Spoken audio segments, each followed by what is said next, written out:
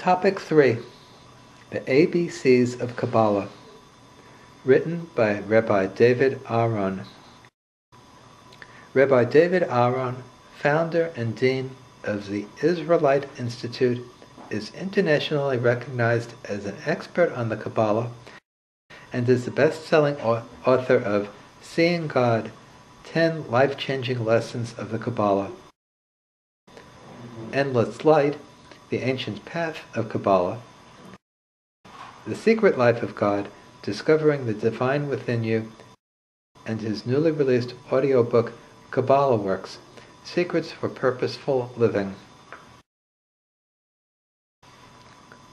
Many years ago, when I first began the study of the Kabbalah, the ancient mystical interpretation of Judaism, I stumbled upon the learning center of a great Kabbalistic master. The place was crowded, so I figured there must be some kind of public event going on, and went in. The great Kabbalist was speaking, but suddenly he stopped. I heard him utter a sigh. I realized that he had noticed me come in and was staring in my direction.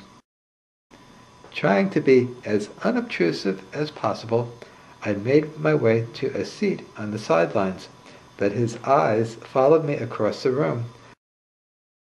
I got a very uncomfortable feeling, which only intensified when he pointed at me and motioned me to come forward. The entire room was looking at me now. My heart was pounding. I had heard that these masters have the ability to look right through you, to your soul. I didn't know what to expect as I approached him, and I was scared. He was quite old and had a long white beard and bright blue, penetrating eyes. He spoke in a soft voice with a thick accent, but he only asked me a few innocuous questions about my family and myself. Then he held out an apple in his hand and dramatically raised it before me, dangling it by its stem. The great man wanted to give me an apple?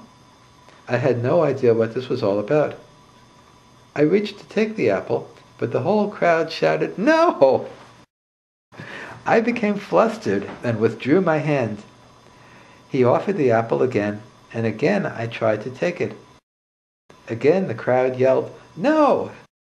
Then I saw that people were motioning for me to cup my hand and hold it beneath the apple. I did so. The great Kabbalist smiled and dropped the apple into my hand. He then bent over and in a tone that seemed to admonish me, whispered in my ear, "What have you been learning?" Before I could answer, he turned and walked away. It took years before I realized what all that meant. Kabbalah literally means receptivity. Indeed, it is the art of learning to receive. The master was trying to show me that I had not yet learned the real meaning of the Kabbalah. The lesson was, when you are offered a gift, do not take it.